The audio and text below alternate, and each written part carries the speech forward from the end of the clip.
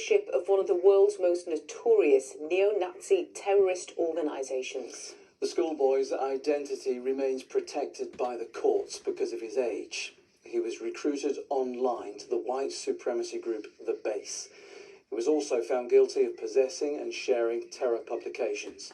The jury were, however, unable to reach a verdict on the charge of preparing an act of terrorism. Our correspondent, Greg Steele, has been following this case for us and joins us now in the studio. So, Greg, this trial ended earlier this month, but it's only now that we can report the verdicts. Yeah, very much so. There was actually a court order in place banning any reporting on the outcome of this case until this point. That was while the Crown Prosecution Service took time to decide whether or not they wanted to ask for a retrial on that charge that the jury couldn't reach a verdict on, which was preparing an act of terrorism. He was actually accused of planning an attack on a synagogue. This afternoon, the Crown confirmed they won't be seeking a retrial, so the restrictions were lifted. Where does that leave this case? Well, it leaves a teenager right now in a secure facility awaiting sentence. He could face a sentence of up to 14 years. It leaves us, though, now finally able to tell the story of a teenager with dark interests and dark connections, and able to tell the story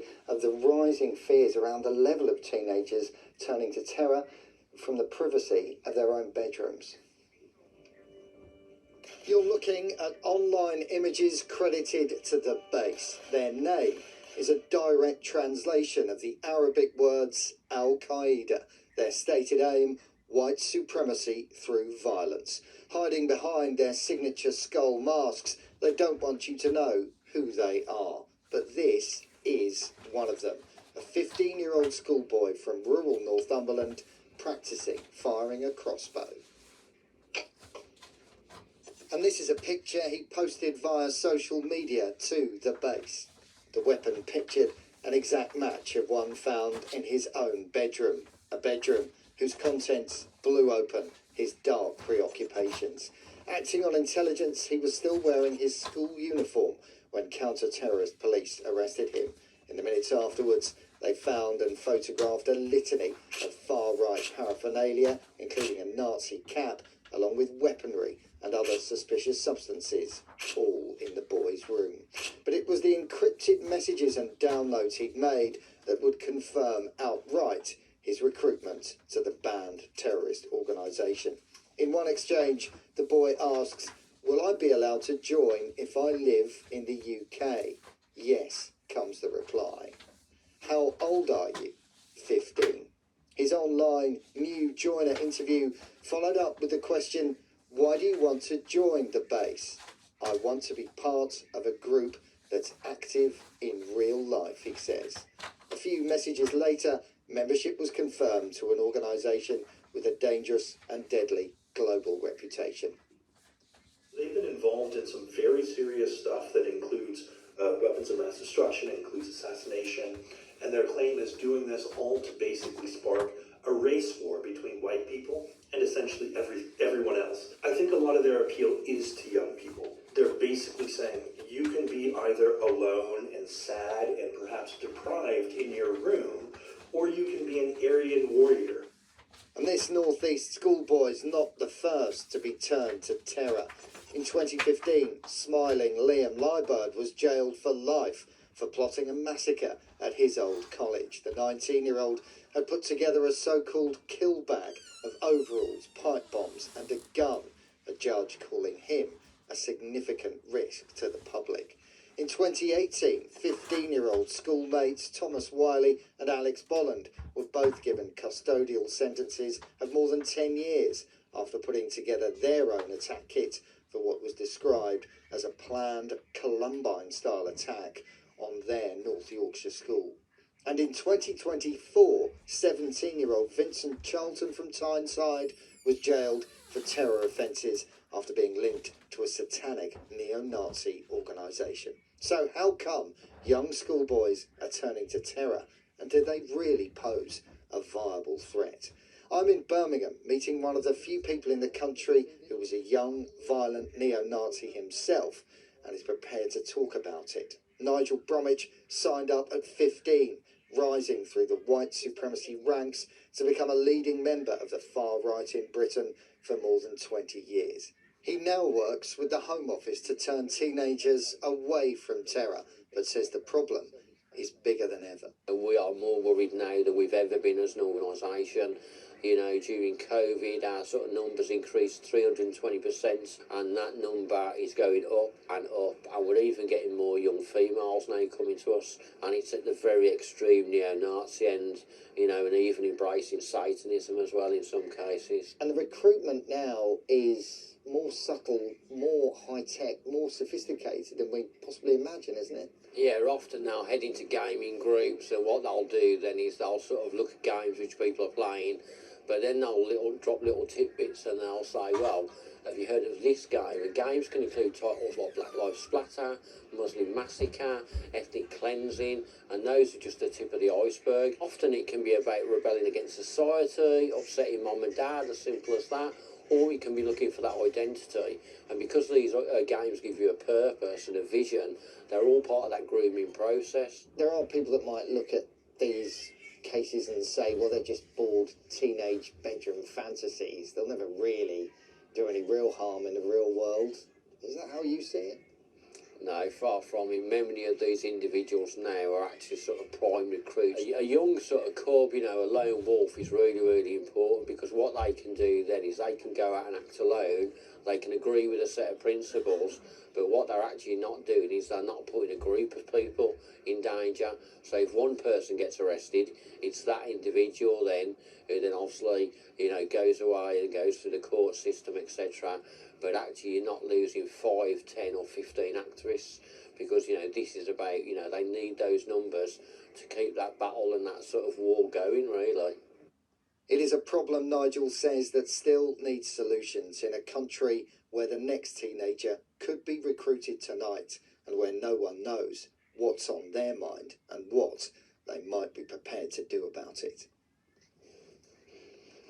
It's a frightening and unknown world, Greg, to the vast majority of our viewers. We appreciate that this evening. In many ways, your report will be enlightening, possibly alarming, definitely. Yeah. What's the bigger picture?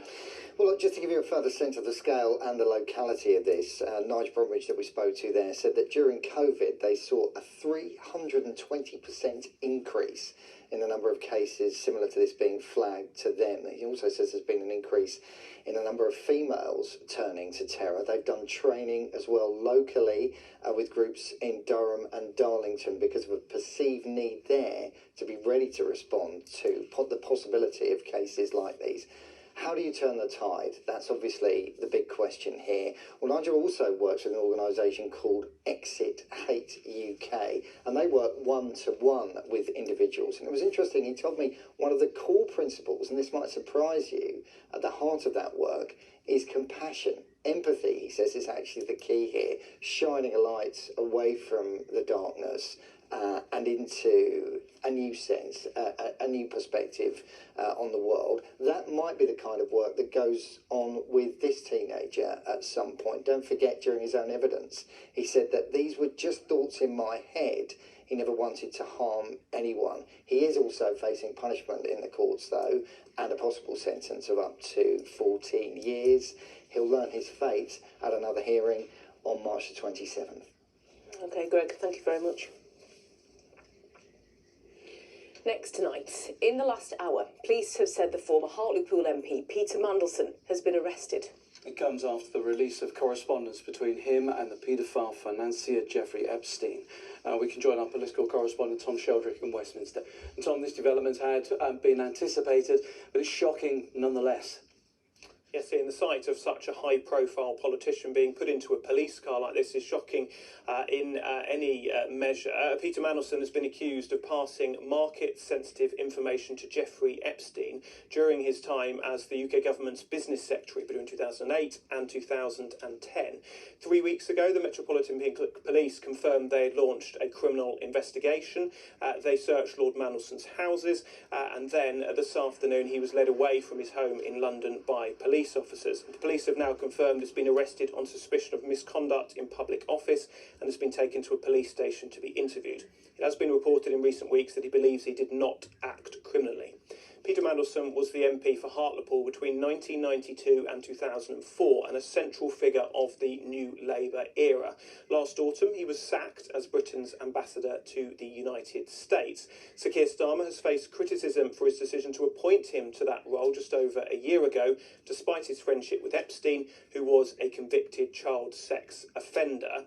Today, the government have said that the first tranche of documents relating to that appointment will be released in early March, but the publication of some correspondence between Lord Mandelson and Downing Street will be delayed because of the police's interest. Tom Sheldrick for us there in London. Tom, thank you. Next tonight, to the much anticipated overhaul to how children with special educational needs are schooled. Yeah, it's been a massive issue, and we've reported extensively on how those working in and using the system say that it's broken. Today, a £4 billion shake-up has been confirmed after it was leaked last week. Here's what's been announced. £1.6 billion will be given to help mainstream schools become more inclusive for SEND pupils. A further £1.8 billion will fund a new Experts at Hand service, providing specialists, including SEND teachers and speech and language therapists, in every area. The reforms will introduce a tiered system of support based on each child's level of need. Only children with the most complex needs will be given an education, health and care plan, a legal document setting out the support they are entitled to. Those will be reassessed at the end of primary school. The changes are expected to come into force in 2030, giving schools time to prepare to support more pupils with additional needs. So how has this announcement gone down with those who are currently navigating the system here? Our reporter Amy Sutton has been getting some reaction today. The government says this new vision will send special educational needs provision levels up after years of concerns they've been going under. But what kind of picture does this policy paint as far as the North East is concerned? The Tim Lamb Centre in Newcastle runs alternative provision, with several sessions a week for children whose needs are not met in mainstream schools. But there's concerns here that today's offerings won't be stepping stones far enough to bridge the gap. If we are pushing all children into mainstream school with SEND needs, I really can't see how this will close the gap. The emphasis of one box does not fit all, by pushing everybody mainstream, that's exactly what it's highlighting, which is deeply concerning. Vinny's mother Eleanor is a former teacher, and alongside home learning, she says this is the best place for him. He's happier, he's a lot less exhausted. I don't have to be concerned about managing his behaviour between myself, home life and the school. I don't dread emails. But Education Secretary and Wearside MP Bridget Phillipson is standing by her plan. The right to be included in their local state schools. The right to enjoy the same high standards and expectations that we have for other children. And we are investing billions of pounds in mainstream schools to make them fit for children with SEND. To adapt classrooms and corridors. To train teachers and teaching assistants. To make specialist support ready. We've met Ali in Sydney before. She's spoken to us previously about the difficulties of a 2-year fight to get her son into a specialist school. He's now in and thriving. But more change would be a tricky thing to deal with. I think the fear comes from, we've already been failed, so therefore, is this going to be better? We hope it's going to be better. I think there's so much grey area still. When EHCPs are reviewed between primary and secondary, this would impact Sydney. 2029 is when Sydney will change schools, so Sydney's current setting just goes up to year 6, and they're going to reassess him. What does that mean? What does that look like? Sydney cannot cope in a mainstream setting. He will not cope. He will not survive, and he will definitely not thrive. So I think it's just fear. I've always fought for Sydney, and I will continue to fight for Sydney. Absolutely, that's my job. So will this new education system be best in class or miss the mark completely? We'll find out when all the government's homework gets its results. Amy Sutton, ITV News in Newcastle. Campaigners say they'll fight to the bitter end to stop an energy firm from building 200-metre-high wind turbines on moorland near Richmond. Hope Moor is a proposed project to build 20 of the giant turbines on the site overlooking the Yorkshire Dales. It will power 81,000 homes and help the UK to reach its energy security and climate ambitions. The firm behind the plan says it's at a very early stage and that full public consultation will take place and the project would support local jobs and skills. But opponents say the plans must be stopped. You'll be changing the whole landscape, and you will see that from travelling up north along the A1, travelling south from the A1 from Newcastle.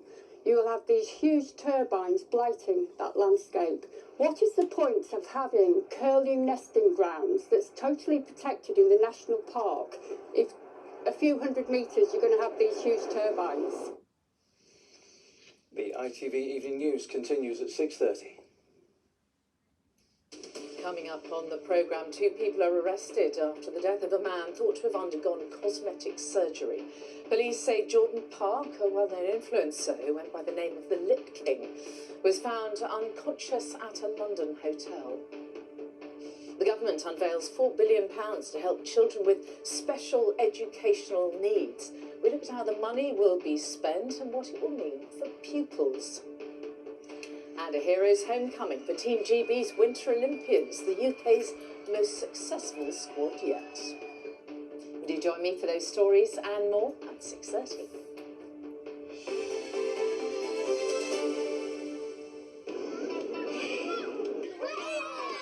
Powering local sport in the community, Octopus Energy sponsors ITV Regional Sports Report. And Simon's joined us in the studio, and it was not a good weekend for North East football, Simon, on or off the pitch, was it? No, it wasn't. Sunderland released a club statement last night condemning in the strongest terms the racist abuse directed at their player Romain Mundle online. It followed the Black Cats' 3-1 home defeat against Fulham. Sunderland released a statement saying the abhorrent behaviour displayed by multiple individuals is unacceptable and will not be tolerated by the club under any circumstances. There is no place for racism in our society, and we stand with Romain, who has our full support. You could argue whether the football matters in these circumstances, but in football terms it was a bad day for the Black Cats. Mundle's miss when the game was goalless left the door open for Fulham, and they took full advantage. Raul Jimenez scored twice. Enzo Lefebvre's penalty briefly raised hopes of a comeback, but only briefly. Obviously, it's a bit harder, but the journey is always defined like that, by key moments. They were negative today. We'll try to find a way to change the situation. Newcastle United's defeat at Manchester City was frustrating, but they lost badly. That was not the case this time. Newcastle played pretty well. They were perhaps unlucky with a Dan Burn offside decision, and they were in the game right up until the final seconds. But a good defeat. And played at City. I think if you come to City and they sort of play through you amazingly and score one of the goals, you sort of hold your hands up a little bit, but the goals were conceded. That's disappointing from our point of view. Newcastle at 11th, Sunderland at 12th, both are probably okay, but mid-table mediocrity beckons. Middlesbrough are aiming higher than mid-table in the Championship, but they were a bit mediocre at home to struggling Oxford, who actually came closest to scoring. The closest Borough came was when Oxford nearly scored for them, but consequence becomes at least as important as performance at this time of year, and the 3 teams below Borough lost, so they stay second, and you could argue it was a point gained. You're hoping the teams you battle with don't win their games. That's how I work. But the main focus is still doing better yourself. So it's 2 separate things. Harrogate stay in the League 2 relegation zone, but a goalless draw with the leaders Bromley was a decent result. In the National League, York stays second after a 4-1 win over Halifax. Hartlepool came back to win a topsy-turvy game 4-3 away at Solihull, and Gateshead fans were rewarded for making the record-breaking 920-mile round trip to Truro with a 2-1 away win. I can only say thank you to everyone. That support at the end, the noise all the way through, and it looked like everyone had a brilliant time, and obviously the fact that we can send them home with 3 points and that win just makes it even better. South Shields, of course, up in a strange story. They drew 2-2 with Telford on Saturday and lost top spot in National League North. But it emerged Kings Lynn are being investigated by the league after allegations they flooded their own pitch to force their game against South Shields to be postponed earlier this month. Well, next up for Newcastle United is what's become quite a strange Champions League game. The Magpies' second leg against Qarabag tomorrow night is realistically a dead rubber, with Newcastle leading 6-1 from the first leg. But they have to play the game, and in the last couple of hours, Eddie Howe gave his pre-match press conference. We want to win the game. So that's the first target. The first game was about us being at our best. I think we made it difficult for them, but we haven't underestimated them in the build-up to this game, and we've prepared really strongly because we know they're a very good team. In Women's Super League 2, the River Wear derby was a cracking game and didn't disappoint, unless you're a Durham fan, because this was deja vu all over again for Durham. They dominated the first half and could have been out of sight, but it was the classic game of two halves. The Black Cats were deadly after the break. New signing Marid Griffiths came off the bench to score a beauty, and Marissa Shaver's Thunderbolt completed the job. The home side got a goal back, but Sunderland have now won 7 league games in a row against Durham. It's our seventh win in a row over Durham, so delighted with the 3 points. You know, we came here off the back of some postponed games, which has been really frustrating. So to come here and get the performance that we did, absolutely delighted. I think the challenge now for the players and us as a group of staff is putting 90 minutes together. You know, we have to string it together chunk by chunk, minute by minute, and make sure that across the 90 minutes we've performed. Away from football, Ray Sean Taylor rewrote the Newcastle Eagles record books. He scored 51 points as the Eagles got a much-needed league win over the Surrey 89ers. That was the highest individual score ever by a Newcastle player. The women's team also had a good weekend, winning their league game away in Manchester, but the Newcastle Red Bulls had a bad weekend in the Prem Rugby Cup. They conceded 7 tries and lost 21-49 at home to Northampton Saints.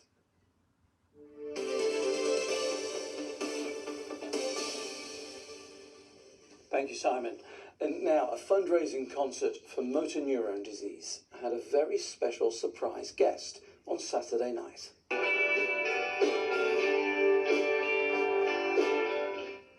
Yes, Sam Fender, fresh from scoring his first #1 single, joined his dad, Alan, and his brother Liam on stage for a reunion of North Tyneside group Pirates Ooh Ah. Yeah, the concert at North Shields King Street Social Club was in memory of Janine Turnbull. After being diagnosed with motor neurone disease in 2024, she became an avid fundraiser.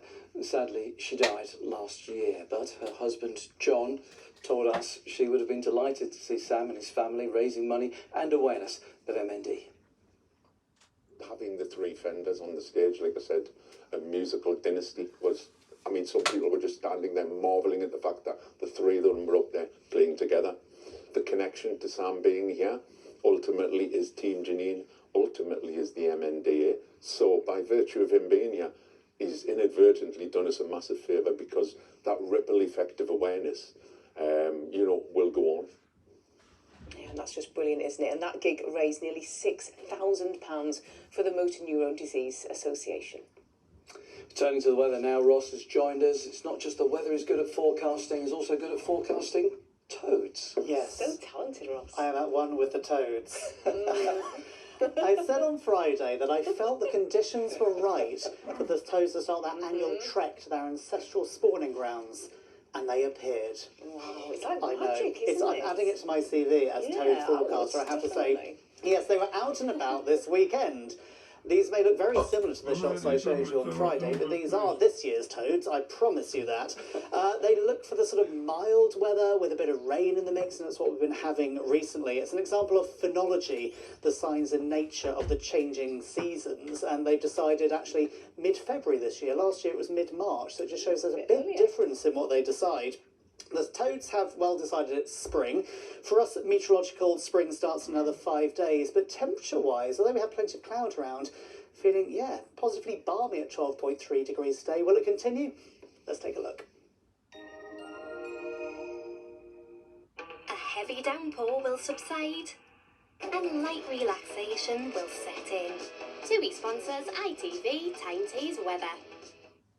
The cloud has been increasing. With the cloud, we do get a bit of patchy rain with us overnight. It's mostly on the lighter side. It pushes through into those early hours. Into tomorrow, though, there is a lot of cloud around, staying breezy, so we will see some brighter skies developing as those winds tear holes in the cloud. And in all of this, again, it is staying rather mild. The winds from that westerly, southwesterly direction, there's the rain approaching overnight. You can see it disappears quite quickly. Through tomorrow, holding on to mostly dry conditions, but there's plenty of cloud around. Then into Wednesday, we are watching the west. Another front starts to move its way through, but it's slow, and actually ahead of that, we do see some brighter breaks. And again, in all of this, it's staying breezy, blustery even, but those winds still lifting up that milder air. So for now, the rain, although hit and miss, is mostly on the lighter side. We'll get the odd heavier burst, particularly in the west over higher ground in the region. It's clearing its way up towards the northeast as we head into those early hours. Quite the legacy of cloud left behind, some murky conditions as well. And these are the overnight lows, between 7 and 9 degrees. That's above the average daytime high for this time of year. So we know for February into tomorrow morning, a real head start for those temperatures. Now, we're well placed tomorrow because the winds are coming up from the southwest, bringing the cloud with it. Because of the higher ground, the Pennines, the cloud at times will be thinning and breaking. We'll get some brighter skies, and it's just where that cloud is thick enough. There's a little bit of drizzle in the air. Temperature-wise, even where we cling onto that cloud cover, we're still looking at highs around 12 or 13 degrees, so very mild indeed. Tuesday and into Wednesday, we can see out towards the west this area of rain here, but you can also see how slow moving it is. So ahead of that, again, we get the best of the brighter breaks towards the east, clinging onto those as we make our way through the day. A few showers starting to develop, but it is staying mild. TUI sponsors ITV Tyne Tees weather. Thank you, Ross. In just a moment, then, the national and the international news. I'll be here with the update at 10:30. Thank you for watching. Have a lovely evening. We'll see you tomorrow. Bye-bye.